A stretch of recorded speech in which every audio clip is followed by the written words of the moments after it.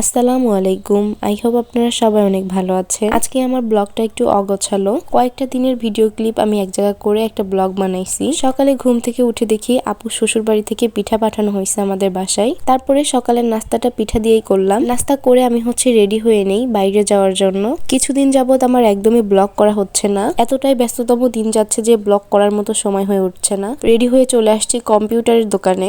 আজকে আমি অ্যাপ্লাই করব, এই জন্যই কম্পিউটারের দোকানে আসছি। প্রথমেই আমার ছবি তোলা ছিল না, ছবি তুলে নেই। আর এই দোকানের পাশেই আরেকটা দোকান ছিল, আর এখানে একটা ময়না পাখি ছিল। আমরা তো সবাই জানি ময়না পাখি কথা বলতে পারে। ওরে যদি বলা যাচ্ছিল ময়না, ও নিজেই আবার বলতেছিল ময়না। আর এটা শুনতে খুবই ভালো লাগতেছিল, একদমই স্পষ্ট ভাবে ওর নামটা ও বলতেছিল।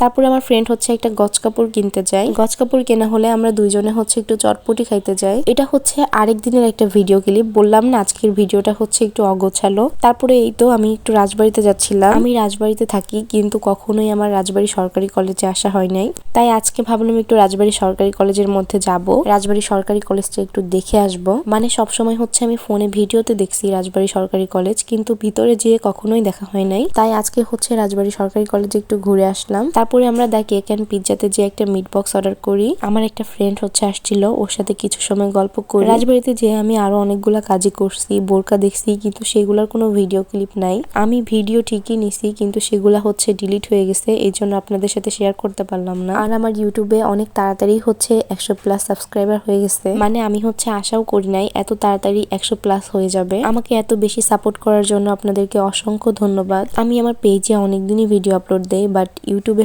প্রায় 1 মাসের মতো ভিডিও আপলোড দিচ্ছি। 1 মাসও হবে না, তারও কম সময় হয়তো আমি ভিডিও আপলোড দিচ্ছি। আমার আগে ধারণা ছিল যে ইউটিউবে আবার কারা ভিডিও দেখে, আমি নিজে দেখি না, তো এই জন্য ভাবতাম যে কেউই হয়তো দেখে না। আমি যতদিন ধরে ফেসবুকে ভিডিও আপলোড দেই, ততদিন যদি ইউটিউবে ভিডিও আপলোড দিতাম তাইলে অনেক ভালো কিছু হইতো। যাই হোক, আল্লাহ যা করে ভালোর জন্যই করে। আপনারা আমাকে এখন বেশি বেশি করে সাপোর্ট করে দিবেন। এই তো তারপরে বাসায় এসে দেখি টেবিলের উপর যাবতীয় জিনিস, আর আমার ফাইলের মধ্যে কাগজ নিতে নিতে আর কোনো জায়গায় ছিল না। তার জন্য ভাবলাম ফাইলের মধ্যে যেসব কাগজ আমার লাগবে না সেগুলা বাইরে রেখে দেই। আর টেবিলটাও একটু সুন্দর করে গুছাই নিচ্ছিলাম। সব থেকে মজার ব্যাপার কি জানেন, এই টেবিলটা আমার বোনের ছিল। ও যখন পড়াশোনা করতো তখন এই টেবিলটা আব্বু ওকে কিনে দেয়। ও বেশি দিন ইউজও করে নাই, এখন আমি ইউজ করি। আমার প্রত্যেকটা ভিডিওতেই তো এই টেবিলটা থাকবেই, কারণ এই টেবিলের ওপরেই পড়ালেখা, খাওয়া দাওয়া সবকিছু চলে।